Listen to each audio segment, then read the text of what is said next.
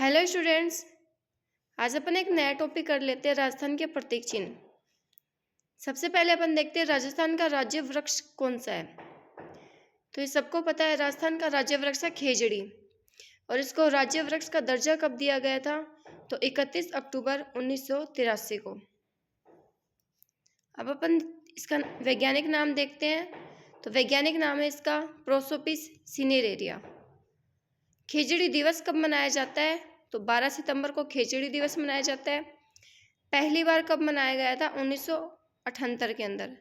तो पहली बार खेजड़ी दिवस 1978 में मनाया गया था। खेजड़ली आंदोलन कब हुआ? 12 सितंबर 1730 को खेजड़ली आंदोलन हुआ। इसे राजस्थान का चिपको आंदोलन कहते हैं। क्या कहते हैं इसे? राजस्थान का चिपको आंदोलन। अब खेजड़ी के उपनाम देख लेते हैं। इसे राजस्थान का कल्पतरु और कल्प वृक्ष कहते हैं। राजस्थान का गौरव, वेदों में खेजड़ी को सम्मी अथवा शामी कहते हैं। राजस्थान में इसको जाटी कहते हैं। तमिल में इसको पेयमे और कन्नड़ में इसको क्या कहते हैं? बन्ना बन्नी कहा जाता है। राजस्थान राज्य के अलावा खेजड़ी किस राज्य का प्रतीक चिन्ह है? तो ये तेलंगाना का प्रतीक चिन्ह है। वहां इसको क्या बोलते हैं? तेलंगाना में समी बोलते हैं इसको। खेजड़ी को साई गाछ के नाम से कौन सी भाषा में पुकारा जाता है? तो साई गाछ के नाम से इसको बंगाली में कहा जाता है। बंगाली में क्या कहा जाता है? खेजड़ी को साई गाछ।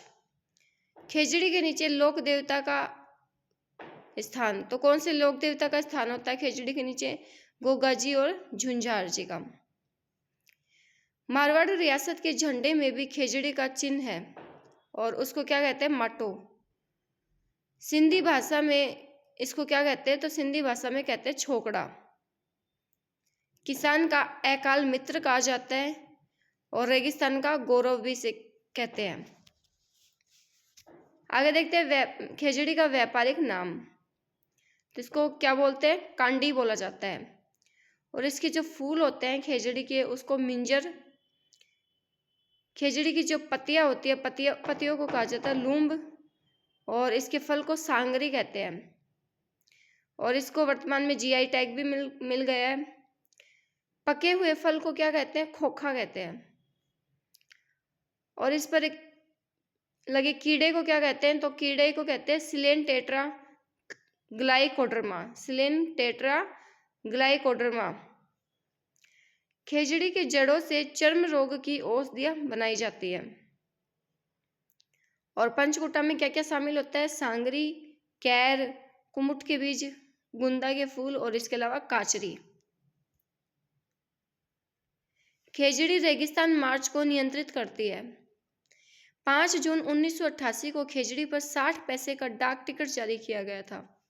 तो इसके ऊपर 60 पैसे का डाक टिकट जारी किया गया था 5 जून 1988 को। खेजड़ी वृक्ष को बचाने के लिए 1991 में ऑपरेशन खेजड़ा कार्यक्रम चलाया गया था। कौन सा कार्यक्रम चलाया गया? ऑपरेशन खेजड़ा कार्यक्रम 1991 के अंदर। सर्वाधिक खेजड़ी जोधपुर के अंदर पाए जाते हैं और दूसरे स्थान पर अगर देखें तो नागौर में। तो ये राज्य वृक्ष खेजड़ी हो गया। अगला अपन देखते हैं राज्य पुष्प रोहिड़ा। इसको कब दिया गया राज्य पुष्प का दर्जा? तो 31 अक्टूबर 1983 को। इसका वैज्ञानिक नाम क्या है? राज्य पुष्प रोहिड़े का वैज्ञानिक नाम क्या है? टिकोमेला अंडुलेटा। और रोहिड़े वृक्ष का वैज्ञानिक नाम, ये तो किसके था? रोहिड़ा पुष्प का वैज्ञानिक नाम था। अगर रोहिड़ा वृक्ष का अगर वैज्ञानिक नाम पूछे तो टिनोस्पेरा कार्डियोफोलिया। तो ध्यान रखना, टिनोस्पेरा कार्डियोफोलिया ये रोहिड़ा वृक्ष का वैज्ञानिक नाम है। जबकि अगर रोहिड़ा पुष्प का वैज्ञानिक नाम पूछ ले तो क्या होगा? टिकोमेला अंडुलेटा। अब इसके उपनाम देख लेते हैं हम। तो रोहिड़ा को क्या कहा जाता है? मारवाड़ टिक, मारवाड़ या राजस्थान की मरु शोभा, राजस्थान या मरुस्थल का सागवान। तो क्या कहते हैं इसको? राजस्थान या मरुस्थल का सागवान कहा जाता है। मारवाड़ या राजस्थान की मरु शोभा और मारवाड़ टिक इसको कहा जाता है। इसका उपयोग किस में किया जाता है? तो बंदूक का बट बनाने में इसका उपयोग किया जाता है। इसके फूल चैत्र महीने में खिलते हैं। और रंग कैसा होता है? इस पुष्प का रंग होता है हिरमिच। हिरमिच होता है नारंगी, लाल, केसरिया, पीला और हल्दी, ये सभी मिक्स कलर होते हैं हिरमिच। तो इसका कलर होता है हिरमिच। पश्चिमी राजस्थान में सर्वाधिक पाया जाता है। रोएडा सर्वाधिक कहाँ पाया जाता है? पश्चिम राजस्थान में। अगला आता है राज्य पशु। राज्य पशु कौन सा है राजस्थान का? तो चिंकारा। और ये चिंकारा एक गंगानगर का शुभंकर है। कहाँ का शुभंकर है? गंगानगर का। इसे छोटा हिरण या एंटीलोप भी कहा जाता है। वैज्ञानिक नाम क्या होता है इसका? तो इसका वैज्ञानिक नाम होता है गजेला गजेला। चिंकारा का वैज्ञानिक नाम क्या होता है? गजेला गजेला। और इसको 22 मई 1981 में दर्जा दिया गया था। राज्य पशु का दर्जा कब दिया? 22 मई 1981 में। सर्वाधिक चिंकारा कहाँ पाए जाते हैं? सर्वाधिक चिंकारा जोधपुर के अंदर पाए जाते हैं। राज्य पालतू पशु, अगर ये तो राज्य पशु था चिंकारा, अगर पालतू पशु पूछ ले तो पालतू पशु पशुधन श्रेणी में कौन आएगा? ऊंट आ जाएगा। कौन आएगा? तो पालतू पशु में आ जाएगा ऊंट। और ऊंट का वैज्ञानिक नाम क्या होता है? कैमिलस डोरीजियस। कैमिलस डोरीजियस। राजस्थान में सर्वाधिक ऊंट जैसलमेर के अंदर पाए जाते हैं। 30 जून 2014 में ऊंट को राज्य की पशुधन श्रेणी में, राज्य में पालतू पशु का दर्जा देने की घोषणा की थी। कब की थी? 30 जून 2014 को। 19 सितंबर 2014 को इसकी अधिसूचना जारी की गई। ऊंट का जो बच्चा होता है तो उसको क्या बोलते हैं? टोल्डा। क्या बोलते हैं? टोल्डा। और जो बूढ़ा ऊंट होता है उसको क्या बोलते हैं? पाकट। ऊँटों के रक्षक देवता किसे कहते हैं? तो ऊँटों के रक्षक देवता पाबूजी को कहा जाता है। और देवी किसे कहते हैं? तो अंता देवी बीकानेर। ऊँट का रोग, ऊँट के रोग को क्या कहते हैं? सर्रा या तिवर्सा। ऊँटों का मेला कहाँ लगता है? ऊँटों का मेला लगता है पुष्कर अजमेर के अंदर। ऊँट महोत्सव, तो ऊँट महोत्सव कहाँ आयोजित होता है? तो ये बीकानेर के अंदर जनवरी माह में आरटीडीसी के द्वारा आयोजित किया जाता है। कैमल मैन के नाम से किसे जाना जाता है? तो कैमल मैन के नाम से जाना जाता है अशोक टांक को। कहाँ के? ये पुष्कर अजमेर के। कैमल सफारी कहाँ के प्रसिद्ध है?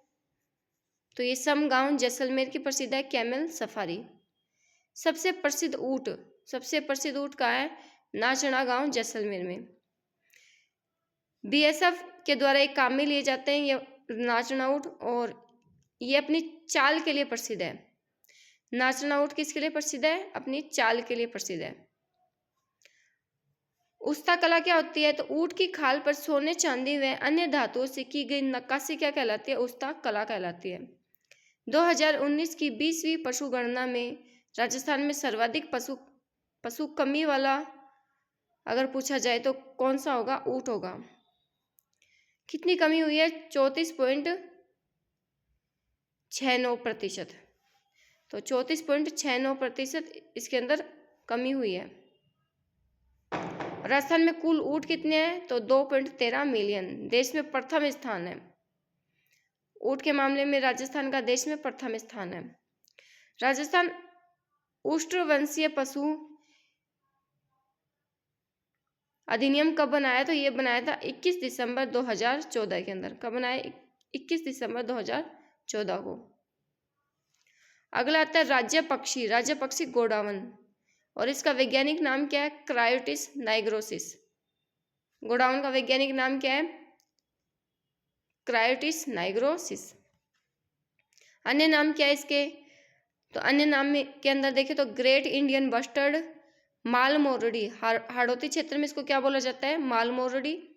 भारतीय तिल्लोर, ग्रेट इंडियन बस्टर्ड, महान भारतीय सारंग, हुकना, गुराइन, शर्मिला पक्षी और गुद्दनमेर, ये क्या हो गए? इसके उपनाम हो गए। और गोडाउन पर डाक टिकट कब जारी किया गया? 1 नवंबर 1980 को गोडाउन पर डाक टिकट जारी किया गया। इसको 1981 में 21 मई 1981 में इसको राज्य पक्षी का दर्जा दिया गया था। गोडावन राष्ट्रीय मरु उद्यान कहाँ स्थित है? जैसलमेर के अंदर। और इसका आखेट निषेध क्षेत्र देखें तो सोरसेन 12 और साकलिया नसीराबाद अजमेर के अंदर। गोडावण प्रजनन केंद्र कहाँ है? तो गोडावण प्रजनन केंद्र है माचिया जोधपुर में। इसका प्रजनन काल कौन सा होता है गोडावण का? अक्टूबर और नवंबर का महीना।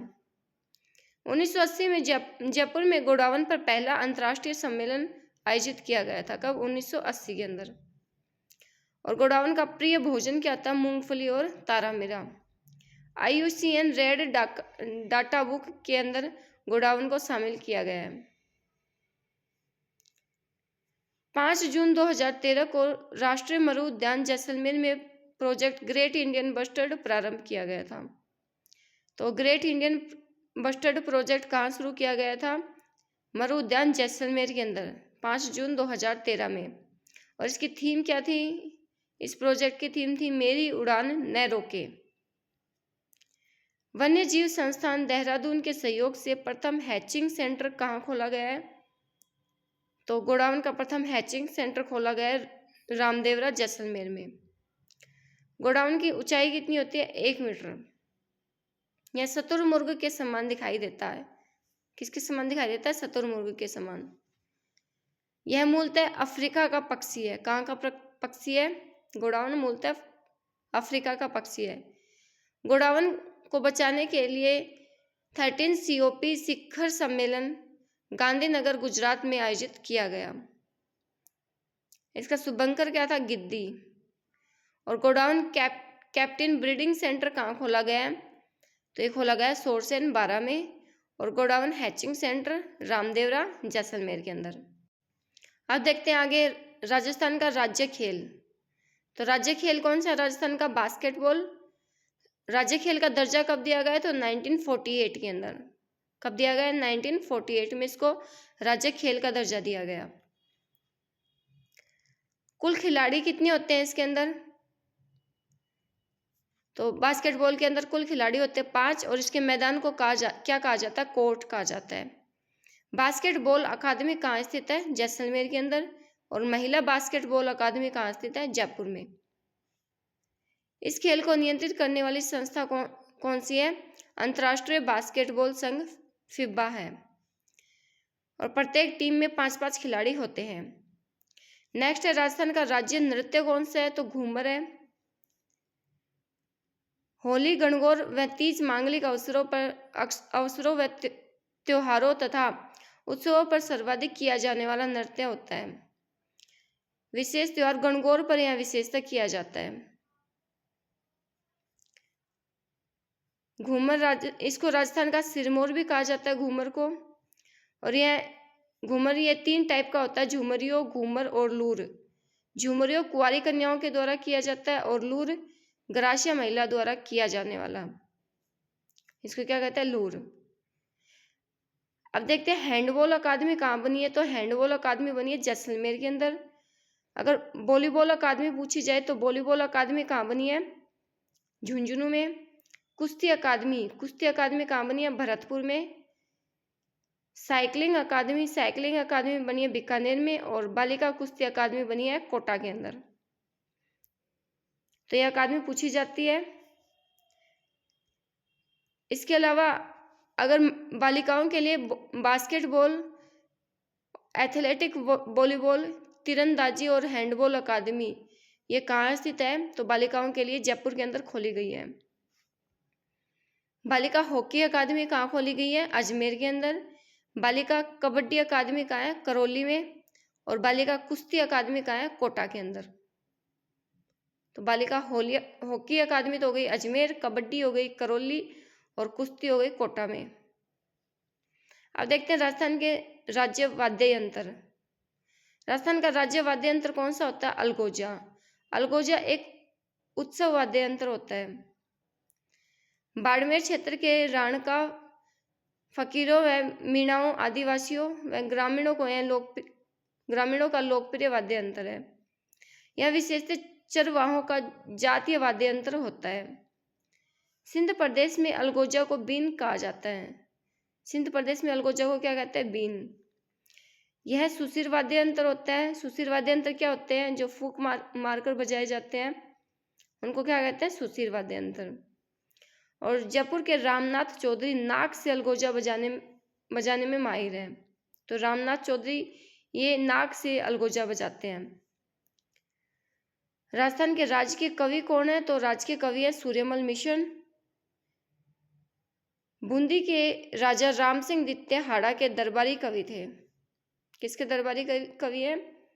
राम सिंह द्वितीय हाड़ा के दरबारी कवि। इनके ग्रंथ कौन कौन से हैं? तो सूर्यमल मिशन के ग्रंथ हैं वीर सतसई, वंश भास्कर, बलवंत विलास, छंदमयूख, राम रंजार, सती रासो और धातु रूपावली। वंश भास्कर को शुरू तो किसके द्वारा किया गया था? सूर्यमल मिशन के द्वारा। जबकि अगर इसको कंप्लीट करने की बात कही जाए तो कंप्लीट किसने किया था? मुरारी दान के द्वारा। वंश भास्कर किसके द्वारा कंप्लीट किया गया? मुरारी दान के द्वारा। सूर्यमल मिशन पर 2 रुपए का डाक टिकट जारी किया गया है।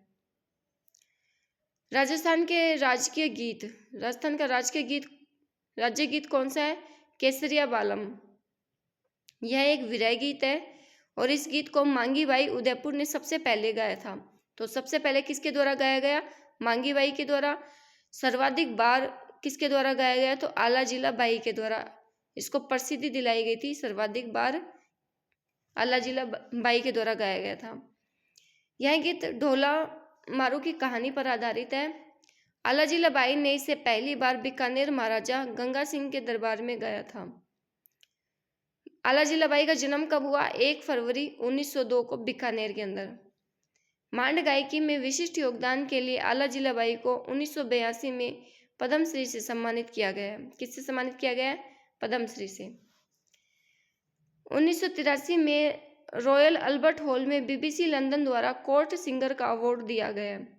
आला जिला बाई को 1983 में रॉयल अल्बर्ट हॉल में BBC लंदन द्वारा कोर्ट सिंगर का अवार्ड दिया गया। और राजस्थान की मरु कोकिला व बाई जी के नाम से ये मशहूर है। इनके गुरु का नाम क्या था? तो इनके गुरु का नाम था हुसैन बख्श लंगड़े। और इनको राजस्थान रत्न पुरस्कार से भी सम्मानित किया जा चुका है। अब देखते हैं RTDC की स्थापना कब की गई थी? RTDC की स्थापना की गई थी 1 अप्रैल 1979 को। RTDC का मोनोग्राम क्या था? ढोला मारू 1978। इसका फर्स्ट लोगो क्या था? तो फर्स्ट लोगो 1993 में इसका फर्स्ट लोगो था पधारो मारे देश। सेकंड लोगो क्या था? तो 2008 में इसका सेकंड लोगो था रंगीलो राजस्थान। थर्ड लोगो 15 जनवरी 2016 को क्या कर दिया था? चेंज करके न जाने क्या दिख जाए। और फोर्थ लोगो 29 जनवरी 2019 को वापस क्या कर दिया? तो वापस इसको चेंज करके कर दिया पधारो मारे देश। फिर राष्ट्रीय पोशाक देखते हैं। तो राष्ट्रीय पोशाक कौन सी होती है? जोधपुरी कोट पैंट। राजस्थान का राज्य शास्त्रीय नृत्य कौन सा है? तो शास्त्रीय नृत्य है कथक नृत्य। जो इसके प्रवर्तक कौन है कथक नृत्य के? तो भानुजी महाराज। और कथक नृत्य के लिए नवीनतम घराना कौन सा है? लखनऊ। प्राचीनतम घराना कौन सा था? जयपुर। राजस्थान की राज्य भाषा हिंदी। अनुच्छेद 343 में हिंदी को राजभाषा का दर्जा दिया गया है। तो राजभाषा का दर्जा किस में दिया गया? अनुच्छेद 343 में। तो राजस्थान की राजभाषा हो गई हिंदी। राजस्थानी भाषा की लिपि कौन सी होती है? तो मुड़िया या महाजनी। और इस लिपि का आविष्कार टोडरमल ने किया था। तो मुड़िया या महाजनी लिपि का आविष्कार किसने किया? टोडरमल ने। फिर राज्य की राजधानी जयपुर।